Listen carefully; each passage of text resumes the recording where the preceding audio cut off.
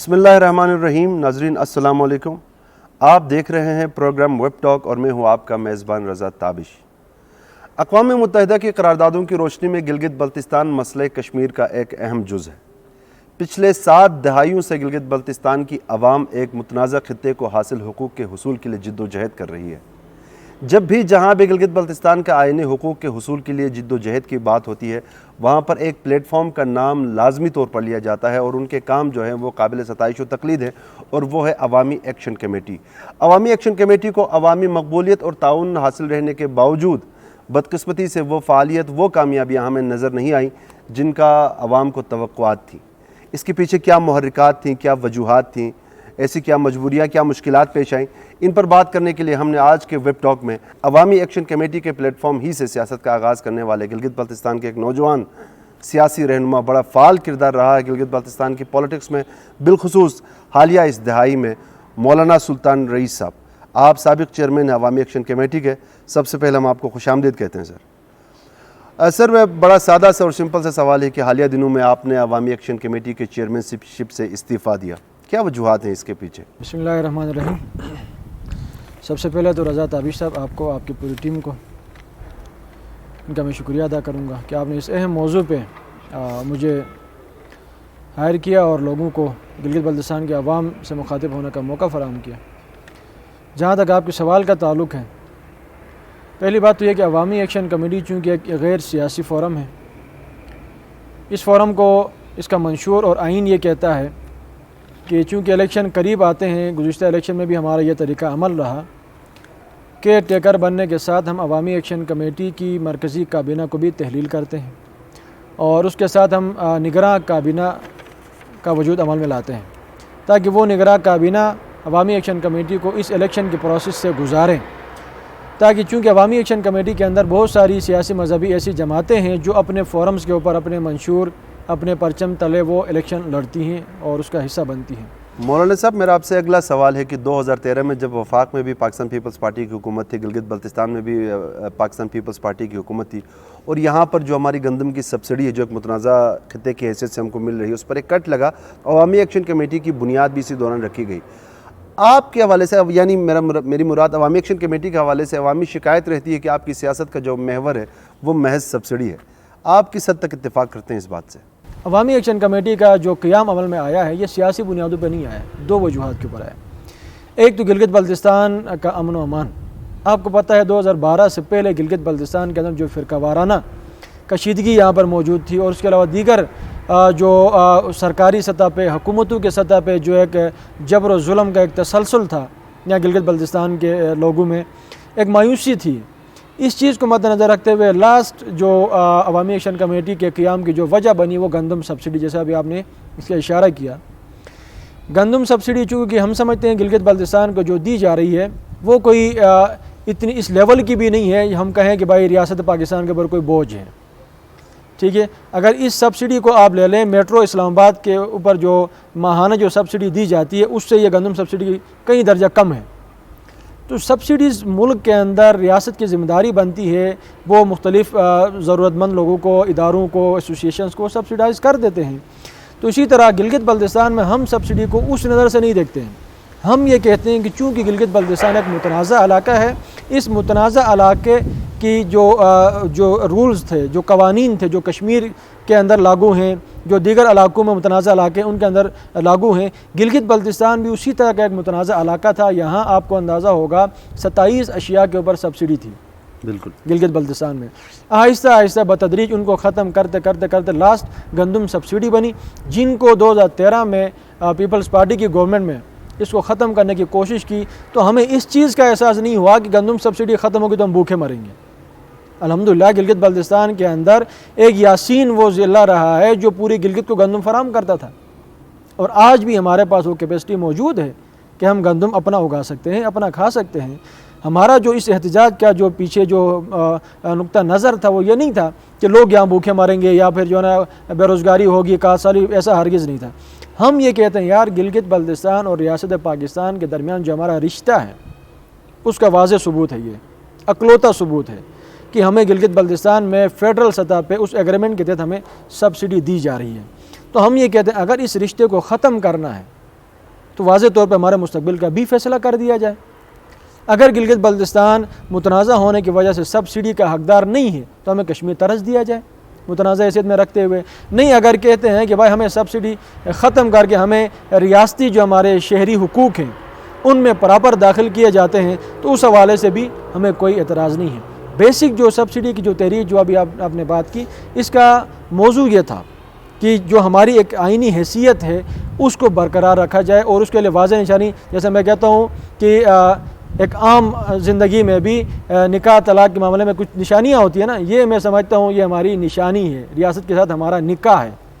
یہی نشانی ہے کہ ہم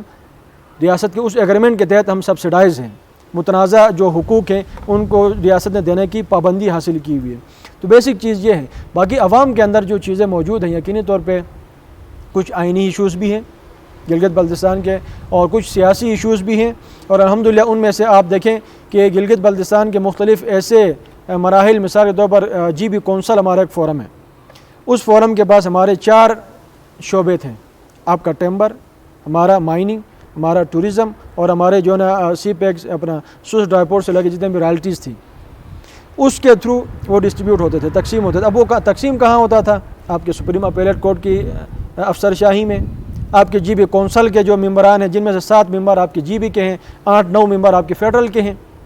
سالانہ 50-50 لاکھ کی ADP ان کو دی جاتی تھی، اور ان کے مراعات، ان کے پروٹوکول وغیرہ میں ہمارا یہ جو 4 شعبہ جات کا جو بجٹ تھا وہ وہاں پہ خرد برد ہوتا تھا۔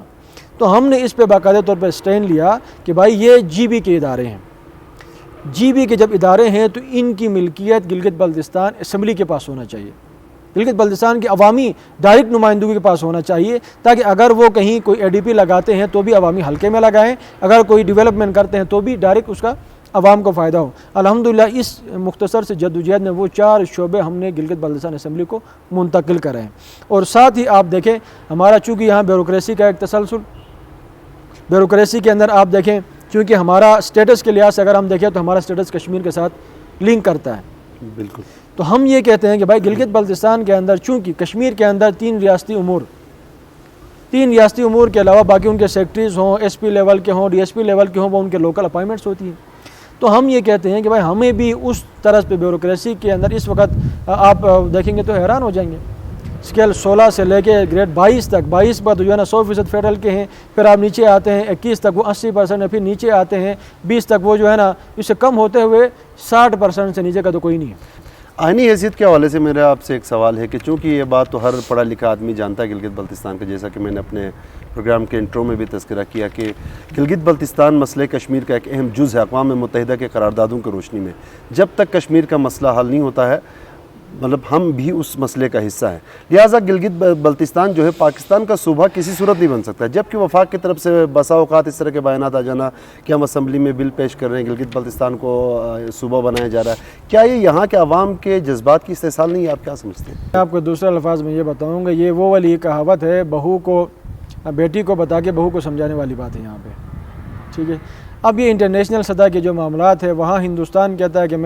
ہم کارگل لداخ کو اس طرف کر دیں گے، تو یہ کہتے ہیں ہم گلگت بلتستان کو اس طرف کر دیں گے، تو یہ گلگت بلتستان اور یہ جو متنازع خطہ ہے یہ ہمارے ان ممالک کے لیے کھیل کے علاوہ کھیل سے بڑھ کے کچھ بھی نہیں ہے اس وقت موجودہ صورتحال میں۔ دیکھیں ایک وقت دوسری ہماری کمیونٹی لیول پہ، چونکہ ہمیں یہاں سیکٹ وائز جو تقسیم کیا گیا مذہبی بنیادوں پہ، مسلکی بنیادوں پہ، سب سے بڑا ہمیں نقصان اس سٹیج نے دیا۔ جہاں آ کے ہم مذہبی بنیادوں پہ تقسیم ہوتے ہیں، جہاں آ کے فرقہ وارانہ بنیادوں پہ ہم اپنے مستقبل کے فیصلے کرنے لگتے ہیں۔ میں آپ کو جہاں تک میری نالج، میں نے جو اسٹڈی کیا اس علاقے کے اوپر، اس علاقے کی آزادی کے بعد، چونکہ آزادی میں کوئی بندہ یہ نہیں کہہ سکتا کہ فلاں سیکٹ کا کردار آگے تھا، فلاں سیکٹ کا کردار کم تھا، دونوں نے برابری کے بنیاد پہ، جتنے بھی یہاں مذاہب مسالک بستے ہیں سب نے برابری کے بنیاد پہ اس خطے کو آزاد کرانے میں اپنا پورا کردار ادا کیا۔ بدقسمتی سے جس طرح کشمیر کے اندر ڈیوائڈ اینڈ رول نافذ کیا گیا، اگرچہ وہاں پہ فرقہ وارانہ طور پر نہیں ہے، وہاں قومیتی طور پہ، قبائلی طور پہ، آزاد کشمیر کی میں بات کر رہا ہوں، میں چونکہ میں جاتا ہوا وہاں پہ، میں چونکہ گلگت بلتستان کے ساتھ آزاد کشمیر کا بھی میں صدر تھا ایکشن کمیٹی کا، ہم نے وہاں ان کو بھی دیکھا ہے۔ تقسیم جو گلگت بلتستان میں ہے آزاد کشمیر میں بھی ہے، فرق اتنا ہے کہ وہاں پر تقسیم قومی بنیادوں پہ ہے، قبائلی بنیادوں پہ ہے، یہاں تقسیم فرقہ وارانہ اور مذہبی بنیادوں پہ ہے۔ ہم نے جو نقصان اٹھایا ہے، جو آپ نے آئینی حیثیت کی بات کی، دیکھیں ریاست پاکستان کا جو موقف ہے اقوام متحدہ کے اندر، UNCIP کے جو قرارداد ہیں جن کی ہم بارہا ان کا ہم ذکر کرتے ہیں، بالکل واضح طور پہ ریاست یہ کہتا ہے کہ بھائی گلگت بلتستان یا پورا خطہ ایک متنازع خطہ ہے، اس نے اپنے مستقبل کا فیصلہ کرنا ہے۔ یہ کہیں پہ نہیں لکھا کہ اس نے اپنے مستقبل کا فیصلہ پاکستان نے کرنا ہے، انڈیا نے کرنا ہے یا کسی فورم نے کرنا ہے، یہاں کے لوگوں نے کرنا ہے۔ اب یہاں کے لوگ فیصلہ تب کر پائیں گے جب ان کی سوچ مشترک ہوگی، جب کسی مشترک نقطے پہ بیٹھیں گے۔ تو ہماری اس جدوجہد کا بیسک مقصد جو میں نے آپ کو پہلے ایک عرض کیا، ایک تو امن و امان تھا، دوسرا گلگت بلتستان کے لوگوں کو مشترک سوچ دینا تھا، جس پہ الحمدللہ عوامی ایکشن کمیٹی کامیاب ہوئی ہے۔ میں اس کی 2 مثالیں آپ کو دیتا ہوں۔ ایک مثال، آج سے پہلے یہاں پہ کچھ ایک مذہب نے جو ہے نا یہ ڈیمانڈ کیا کہ بھائی گلگت بلتستان کو کشمیر کے ساتھ، میں آپ مثال لے لیں مرزا حسن خان کی، ہیرو رہے نا ہمارے کے، بالکل اس آزادی میں ان کا جو کردار رہا وہ کسی کا نہیں رہا، اس کا تعلق اہل تشیع سیکٹ سے ہے۔ ان کا پراپر ان کی کتابوں کے اندر یہ لفظ موجود ہے کہ انہوں نے واضح طور پہ ڈیمانڈ کیا کہ بھائی ہمارا مستقبل کشمیر کے ساتھ ہے، لہٰذا ہمیں کشمیر کے ساتھ جوڑ کے ہماری وحدت قائم کی جائے اور ہمیں حقوق دیے جائیں۔ یہ ان آزادی حاصل کرنے والوں کا ڈیمانڈ تھا۔ اب اس کے مقابلے میں ایک فورم کو تیار کیا گیا جنہوں نے پاکستان کا نعرہ لگایا، پاکستان کا پرچم لہرانے کے بعد اس نظریے کو متنازع بنایا۔ اب جب متنازع بنا معاملہ مذہبی بنیادوں پہ، جب معاملہ متنازع بنا تو وہی سیکٹ جو کل تک کہتا تھا کہ گلگت بلتستان کو پاکستان کا حصہ بننا چاہیے، بیچ میں 70 کے بعد ان کا موقف چینج ہوا۔ اس وقت تو وہ لوگ رہے نہیں جنہوں نے آزادی میں اپنا کردار ادا کیا تھا۔ جن لوگوں نے پاکستان کے ساتھ الحاق کا اس وقت نعرہ لگایا تھا ان کا نیریٹو چینج ہوا، جب ان کو سمجھ آئی کہ بھائی یار یہ اگرچہ یہ بندہ اہل تشیع تھا لیکن ان کی جو سوچ تھی، ان کا جو ڈیمانڈ تھا وہ حقائق پر مبنی تھا۔ جب اس وقت جب UNCIP کے قراردادیں بھی آ گئیں، ریاست پاکستان کا موقف بھی آ گیا، اور اس کے بعد جب ان کی آنکھیں کھلی تو انہوں نے کہا یار ہم نے غلطی کر دی، تو انہوں نے رجوع کیا۔ رجوع کرنے کے بعد اب اس سیکٹ کا یہ ڈیمانڈ رہا 2012 تک، 14 تک اس سیکٹ کا یہ ڈیمانڈ رہا کہ بھائی گلگت بلتستان ریاست جموں و کشمیر کا حصہ ہے، لہٰذا ہمیں کشمیر کے ساتھ جوڑ کے ہماری وحدت قائم کی جائے۔ 70 سے لے کے 14 تک جو کہتے رہے کہ ہم کشمیر کا حصہ ہیں، ان کا نیریٹو چینج ہوا۔ پھر انہوں نے کہا بھائی ہم تو پاکستان کا حصہ ہے، لہٰذا ہمیں 5واں صوبہ بنایا جائے۔ جب یہ ڈیمانڈ چلتے رہے ہمیں اس چیز کا ادراک ہوا اگر ہم مختلف بولیاں بولتے رہیں گے تو اس علاقے کا فیصلہ نہیں ہونا ہے۔ عوامی ایکشن کمیٹی نے امن و امان کے بعد دوسرے نمبر پہ کام اس پہ کیا۔ ہم نے تمام سیکٹ کو بٹھایا، تمام مسالک کو بٹھایا، تمام سیاسی مذہبی لیڈرشپ کو بٹھایا۔ بٹھانے کے بعد GB کی تاریخ میں پہلی مرتبہ 2016 میں ایک APC ہوئی اپوزیشن ممبران کی، جن نے ایکشن کمیٹی کی سربراہی میں واضح طور پہ انہوں نے یہ کہا کہ گلگت بلتستان ایک متنازع خطہ ہے، تا تصفیہ کشمیر اس کو جو ہے نا اس کا موجودہ حیت کو تبدیل نہیں کی جا سکتی، لہٰذا کشمیر کی طرح کے ہمیں حقوق دیے جائیں۔ یعنی تمام سیٹ کو ہم نے بٹھا کے ایک فورم پہ لا کے وہ جو مختلف نظریات تھے ان کو ختم کر کے ایک پیج پہ لانے میں ہم کامیاب ہوئے۔ جب گلگت بلتستان کی قوم ایک پیج پہ آ گئی تو ریاست نے اپنا نظریہ بدل دیا۔ کہنے کا مقصد یہ ہے کہ جب تک ان کو لگا کہ قوم لڑتی ہے لڑاتے رہو، جب قوم متفق ہوگی ہم خود لڑیں گے ان کے ساتھ۔ مولانا صاحب ہم نے دیکھا کہ وقتاً فوقتاً جو وفاقی پارٹیاں ہوتی ہیں یا وفاق میں جن کی حکومت ہوتی ہے وہ گلگت بلتستان کے آئینی حقوق کے حوالے سے پیش رفتیں ہوتی رہتی ہیں۔ پاکستان پیپلز پارٹی کے زمانے میں ہم نے دیکھا کہ انہوں نے ایک آئینی سیٹ اپ کے طور پر یہاں پہ ایک اسمبلی بنا دی۔ پھر پاکستان مسلم لیگ نون کے زمانے میں ہم نے دیکھا کہ سرتاج عزیز کے سربراہی میں ایک کمیٹی بنی، کچھ سفارشات مرتب ہوئیں، اب اس پر عمل درآمد ہوا نہیں ہوا ایک الگ بحث ہے۔ اس طرح ہر پارٹی کی اپنی ایک پیش رفتیں ہوتی رہی ہیں ہر پارٹی کے دور میں۔ تو being a political worker, being a political activist, موجودہ حکومت پاکستان تحریک انصاف کی گلگت بلتستان کو آئینی حیثیت دینے کے حوالے سے کتنی سنجیدہ نظر آتی ہے آپ کو؟ دیکھیں گزشتہ جو پارٹیوں نے جو اقدامات کیے ہیں نا وہ ضروریات کی حد تک تو ٹھیک ہے، وہ قومی حقوق کا مداوا نہیں ہو سکتا ہے۔ جہاں جیسے آپ نے کہا آرڈر 2009 کی آپ نے بات کی، پھر 18 کے بعد پھر سرتاج عزیز کی سفارشات، یا جو اس وقت چونکہ اس وقت جو گزشتہ جو سپریم کورٹ آف پاکستان کا فیصلہ آیا اس میں تو پاکستان پیپلز پارٹی کو میں تو کہتا ہوں وہ مرفوع القلم ہے۔ اس وقت ان کے اختیار میں تو کچھ بھی نہیں ہے کہ وہ گلگت بلتستان کے حوالے سے کوئی دو لفظ بھی کہہ سکے۔ سپریم کورٹ نے اس طرح ان کو باؤنڈ کر کے رکھا ہوا ہے کہ اگر آپ نے کسی چیز میں ترمیم کرنی بھی ہو تو سب سے پہلے آپ سپریم کورٹ آف پاکستان سے اجازت لیں گے، رضامندی حاصل کریں گے اور اس کوڈ کے تھرو آپ اس فیصلے میں اپنی رائے شامل کرا سکیں گے۔ پہلی بات تو یہ۔ دوسری بات یہاں پہ یہ ہے کہ گزشتہ جو آرڈیننس آئے گلگت بلتستان کے لیے، اس سے بھی انکار نہیں ہے کہ 2009 سے پہلے کا جو نظام تھا اس سے کچھ بہتریاں یقینی طور پہ آئی ہیں۔ 2009 میں کچھ بہتری تھی، پھر 18 میں کچھ بہتری آئی ہے، پھر اس کے بعد آگے جو سیٹ اپ بڑھتا گیا ہے اس میں بہتریاں یقینی طور پہ آئی ہیں، لیکن حقوق کا مداوع اس میں نہیں ہوا ہے۔ میں یہ سمجھتا ہوں گلگت بلتستان کے اندر وفاقی پارٹیوں کا جو کردار رہا ہے نا، جہاں انہوں نے گلگت بلتستان کے لوگوں کو سہولیات دینے کی کوشش کی ہے، اس سے کئی گنا زیادہ انہوں نے فیڈرل کے جو ان کی لیڈرشپ ہے ان کو نوازنے کی کوشش کی ہے مختلف اینگلز پہ۔ یہاں پر اگر آپ دیکھیں ان کی مختصر سی مثال میں آپ کو یہ دیتا ہوں کہ 2009 کا جو آرڈیننس آیا وہ ایک پارٹی نے بنایا، وہ کوئی آئین پاکستان نہیں تھا، یا آئین پاکستان کے کوئی ایسے نکات نہیں تھے جس سے گلگت بلتستان کو کچھ زیادہ ہی جو ہے نا سبز باغ دکھلایا جا سکے۔ ایک پارٹی کا منشور تھا، اس منشور کے تحت انہوں نے ایک آرڈیننس بنایا۔ اب اس آرڈیننس کے تحت پیپلز پارٹی نے پوری حکومت کی اپنی۔ اب اس حکومت کے اندر آپ سبسڈی کے خاتمے کو لے لیں، اب اس حکومت کے اندر آپ سب اپنا ٹیکسز کے خاتمے کے بل کو لانے کو دیکھیں، اب اس کے اندر لینڈ ریفارم کے معاملات کو دیکھیں۔ اب یہ ساری چیزیں شروع وہاں سے ہوئی۔ اب یقینی طور پہ آپ فیڈرل کچھ قوانین اڈاپٹ کرتے ہیں تو ان قوانین کو لے کے آپ نے فیڈرل کے ان معاملات کو بھی سنبھالنا ہوتا ہے۔ تو یہاں ہماری لیڈرشپ نے کوشش یہ کی کہ جن پہ عمل درآمد کم کرنا چاہیے ان پہ زیادہ کر دیا، جن پہ زیادہ کرنا چاہیا تھا ان پہ توجہ نہیں رہی، جس کی وجہ سے ہمارے لوگ زیادہ سے زیادہ متاثر ہوئے۔ اور اس کے بعد جب نون لیگ کی گورنمنٹ آئی،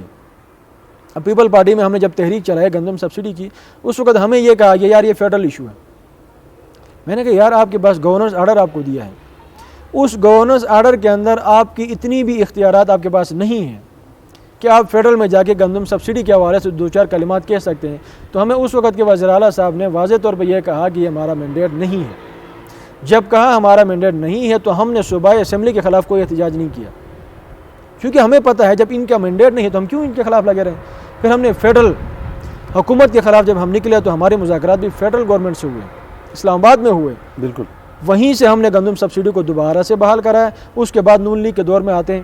انہوں نے اپنے پارٹی منشور پالیسی کے تحت انہوں نے ایک اور آرڈیننس لانے کی کوشش کی، جنہوں نے یہ کوشش کیا کہ موجودہ وزیر اعلیٰ ہی خود الیکشن کرا کے دوبارہ اقتدار میں آ جائے۔ انہوں نے ایسی قانون سازیاں اس آرڈیننس کے اندر لانے کی کوشش کی جس سے زیادہ وفاقی جو منشور تھا فیڈرل لیول کو اس کو تقویت دینے کی کوشش کی۔ اب اس طرح ہر پارٹی نے لوگوں کو امپاور کرنے کی کوشش نہیں کی ہے، گلگت بلتستان کی ڈیولپمنٹ کے حوالے سے کوئی کوشش نہیں ہوئی ہے۔ ہر پارٹی نے یہ سوچا ہے کہ ہمیں جو فیڈرل سے منصوبہ بندی دی جاتی ہے اس پہ کس طرح زیادہ سے زیادہ عمل کیا جائے۔ اور دوسری بات، یہاں پہ اس قانون کے تحت، اسی آرڈیننس اور انہی معاملات کے تحت جو سیکٹریز کے تبادلے ہوتے ہیں گلگت بلتستان کے لیے، جیسے میں نے بتایا ہمارا اسٹیٹس چونکہ میچ کرتا ہے کشمیر کے ساتھ، تو ہونا تو یہ چاہیے تھا یہاں چیف سیکرٹری، آئی جی پی اور اکاؤنٹنٹ جنرل کے علاوہ کوئی پوسٹ فیڈرل کا نہ آئے۔ یہاں کی ساری جو ہے نا جو ملازمتیں ہیں وہ لوکل لوگوں کو ملے اور لوکل لوگوں کو زیادہ سے زیادہ روزگار کا مواقع میسر ہو۔ لیکن اس وقت 40 سے 50% ملازم فیڈرل کے ہیں، بالکل ٹھیک ہے۔ اس سے اور ظلم ستم والا ہے، ستم یہ ہے، اس سے دو نقصانات ہیں۔ ایک نقصان تو یہ ہوتا ہے کہ ہمارا جو بجٹ آتا ہے منسٹروں کے تھرو، پارٹی کے تھرو وہ دے دیتے ہیں، سیکٹریوں کے تھرو وہ واپس لے کے چلے جاتے ہیں، جس سے ہم سمجھتے ہیں کہ اس طرح کے جو امینڈمنٹ جو آرڈیننس کے ذریعے، جو قوانین کے ذریعے، صدارتی حکم ناموں کے ذریعے گلگت بلتستان کے لوگوں کو چلانے کی کوشش کی جاتی ہے، یہ ہمارا مستقبل نہیں۔ مولانا صاحب ذرا ہم آپ کی ذاتی پولیٹکس پر بھی تھوڑے سے بات کرنا چاہیں گے کہ پچھلے 1-1.5 ہفتے سے ایک بات بڑی سرکولیٹ کر رہی ہے سوشل میڈیا پر کہ آپ باقاعدہ پریکٹیکل پولیٹکس میں آ رہے ہیں، کس حد تک درست ہے یہ بات؟ کیا آپ تصدیق کرتے ہیں اس چیز کی؟ یہ خبر بالکل درست ہے، کیونکہ فیملی، دوست، احباب اور ساتھیوں کی مشاورت سے، کیونکہ ہماری جو جدوجہد رہی ہے نا گلگت بلتستان کے لوگوں کو امپاور کرنے کے حوالے سے رہی ہے، اور ہم یہ سمجھتے ہیں کہ جہاں ہم نے باہر رہ کے جو جدوجہد کی ہے، باہر رہ کے لوگوں کو موٹیویٹ کرنے کی کوشش کی ہے، شعور دینے کی کوشش کی ہے، جب اس شعور کو ہم اندر جا کے اسمبلی میں لے جا کے جہاں قانون سازی ہوتی ہے وہاں اس پہ عمل درآمد نہیں کریں گے تو ہمارا شعور بھی بے فائدہ ہے۔ میں تو اکثر اپنے دوستوں سے یہ کہتا رہا ہوں کہ الیکشن کا آپ فیصلہ کریں، الیکشن سے پہلے آپ کی تیاری پوری ہونی چاہیے۔ تیاری سے مراد میں ایک نظریہ رکھتا ہوں، میں ایک منشور رکھتا ہوں، میں اپنے منشور اور نظریے کو یوتھ تک پہنچاؤں، قوم تک پہنچاؤں، لوگوں تک پہنچاؤں، گزشتہ 8 سالوں میں الحمدللہ، جو آپ کو میں ابھی تفصیلات کا وہ دوبارہ ریپیٹ کرنے کا وہ نہیں ہے، کہ 2013 سے لے کے ابھی تک جو ہم نے قوم کو ڈیلیور کیا ہے، اب ہم یہ دیکھنا چاہتے ہیں کہ آیا ہماری قوم گلگت بلتستان کے حقیقی معنوں میں تبدیلی کے خواہاں ہے یا نہیں ہے۔ اگر ہے تو میں سمجھتا ہوں صرف میری و سلطان رئیس کی بات نہیں ہے، وہ ترجیح الیکشن میں ان لوگوں کو دیں گے جو حقیقی معنوں میں، جو باہر بھی ان کے حقوق کی بات کرتے رہیں اور اندر بھی۔ مولانا صاحب، ہم نے سنا ہے کہ وفاقی پارٹی جو اس وقت جو رول کر رہی ہے، پاکستان تحریک انصاف، ان سے آپ کی کچھ نیگوشیشن بھی ہوئی ہے، کچھ کالیں بھی آپ کو آئی ہیں، کچھ ملاقاتیں بھی ہوئی ہیں، اور آپ متوقع امیدوار ہیں ان کے ٹکٹ کے لیے، تو کیا یہ بات درست ہے؟ دیکھیں، رابطے مجھ سے، چونکہ میں ایک آزاد مائنڈ کا آدمی ہوں، رابطہ مجھ سے بہت ساری پارٹیوں نے کیا ہے، ہو سکتا ہے اس میں پی ٹی آئی نے بھی رابطہ کیا ہوگا، لیکن میرا کسی پارٹی کا باضابطہ طور پہ الیکشن میں حصہ بننا یا ٹکٹ لینا، ابھی تک اس کا کوئی فیصلہ نہ ہم نے کیا ہے اور نہ میں اس پوزیشن میں ہوں۔ وجہ اس کی یہ ہے کہ میں آپ کو بتا رہا ہوں کہ میری کوشش یہ رہی کہ میں گلگت بلتستان کے اس خطے میں غیر متنازع فرد کے طور پہ جانا جاؤں، پہچانا جاؤں، اور الحمدللہ آج تک میری جو جدوجہد ہوئی ہے، میری کوشش اسی بنیاد پہ ہوئی ہے۔ میں نے کسی سیکٹ کے لیے، کسی تنظیم کے لیے یا کسی معاشرتی طبقے کے لیے میں نے کوئی کام نہیں کیا۔ میں نے یہ کوشش کی ہے گلگت بلتستان کا ہر فرد، چاہے وہ کسی بھی مسلک سے، کسی بھی سیکٹ سے تعلق رکھتا ہو، وہ میرا علاقے کا فرد ہے، میں اس کے لیے۔ دیکھیں، آج اسمبلی میں جانے والی بات کچھ لوگوں کی خواہش ہوتی ہے کہ ایک تو ہمارے یہاں ایک ہوا بھی چلتا ہے کہ بھائی یہ فیڈرل پارٹی ہے، فیڈرل میں ان کی حکومت ہے، ان کے ساتھ ہم جڑیں گے تو ہمیں وزارت ملے گی، ہمیں سیٹ، ہمارے کچھ ہمیں جو ہے نا امیدیں نظر آئیں گی۔ میں اس مائنڈ کا، میں یہ کہتا ہوں کہ آج الحمدللہ مجھے گلگت بلتستان کی قوم نے as a Sultan Rais action committee کے حوالے سے جو مجھے عزت دی ہے، کل اگر میں وزیر اعلیٰ بن جاؤں تو مجھے وہ عزت نہیں ملنی ہے، چونکہ آج مجھے ہر فرد عزت دے رہا ہے، بالکل ہر سیکٹ کے لوگ مجھے عزت دے رہے ہیں۔ تو میں سمجھتا ہوں یہ میرے لیے ثانوی چیزیں ہیں کہ کسی پارٹی کے تھرو جا کے میں کوئی عہدہ حاصل کروں یا اسمبلی میں کوئی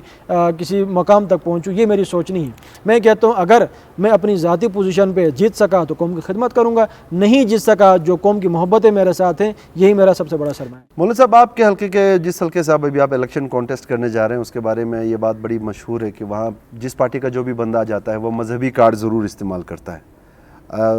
لیکن آپ واحد مذہبی شخصیت ہیں کہ جو غیر مذہبی بھی ہے، سب کے لیے قابل قبول ہیں۔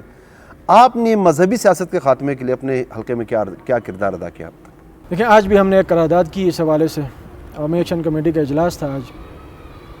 چونکہ کیئر ٹیکر کو لے کے یہاں ایک پہلے کل پرسوں تک تو بین المذاہب قراردادیں چلتی رہی، مطالبے چلتے رہے، آج باقاعدہ میٹنگیں شروع ہو چکی ہیں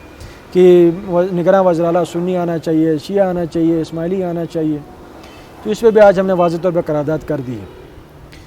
کہ وزیر اعلیٰ کیئر ٹیکر جو بھی ہوگا وہ گلگت بلتستان کا ڈومیسائل ہولڈر ہوگا۔ پہلا مطالبہ ہمارا یہ ہے۔ دوسرا مطالبہ ہمارا یہ وہ گلگت بلتستان کا کوئی باکردار فرد ہوگا، اگر وہ سنی آتا ہے تو بھی قبول ہے، شیعہ آتا ہے تو بھی قبول ہے، اسماعیلی آتا ہے تو بھی قبول ہے، نور بخشی آتا ہے تو بھی ہمیں قبول ہے۔ کوئی بھی فرد آ جائے، گلگت بلتستان کا فرد ہو، جو باکردار ہو، غیر متنازع فرد ہو، ہم اس سوچ کے حامل ہیں۔ رہی بات الیکشن کے حوالے سے، ہم نے گزشتہ الیکشن میں بھی اس چیز کو زیادہ سے زیادہ کم کرنے کی کوشش کی۔ آج بھی یقینی طور پہ میرا اپنا تعلق سیاسی ایک جماعت سے بھی ہے، مذہبی جماعت سے، آپ سمجھیں جماعت اسلامی سے میرا ہر قسم کا تعلق، میں جماعت اسلامی کو اپنا آئیڈیل سمجھتا ہوں، ہر لیول پہ، چاہے مذہبی بنیادوں پہ، سیاسی بنیادوں پہ، کریکٹر اور کردار کے لیول پہ، لیکن میں اس کے باوجود الیکشن میں آزاد آ رہا ہوں۔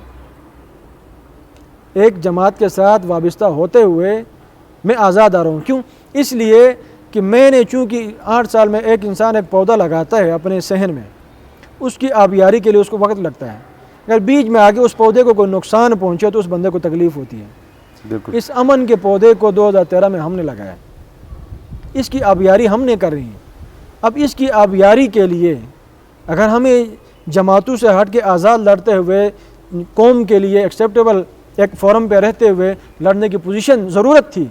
اس لیے میں نے اپنی جماعت سے بھی معذرت کر کے میں آزاد طور پہ الیکشن میں آ رہا ہوں۔ اور میں یہ توقع رکھتا ہوں کہ اس دفعہ چونکہ گزشتہ 2009 والے حالات بھی نہیں ہیں، 15 کے حالات بھی نہیں ہیں، اب گلگت بلتستان کے لوگ بھی باشعور ہیں، قوم بھی باشعور ہے، بالخصوص یونٹی ہے لوگوں کے اندر، میں سمجھتا ہوں، اور اس امید پہ میں ہوں کہ انشاءاللہ اس بار کا الیکشن کسی صورت متنازع نہیں ہوگا۔ اگر ایسی کوئی صورت کوئی کوشش کی گئی تو عوامی ایکشن کمیٹی ہم اپنے الیکشن کا بھی بائیکاٹ کر کے ہم اس فرقہ وارانہ ماحول کا ڈٹ کے ہم مقابلہ کریں گے انشاءاللہ۔ بہت بہت شکریہ مولانا سلطان رئی صاحب، اپنی مصروفیات میں سے وقت نکال کر تشریف لائے، ہم سے بات کی۔ ناظرین اکرام،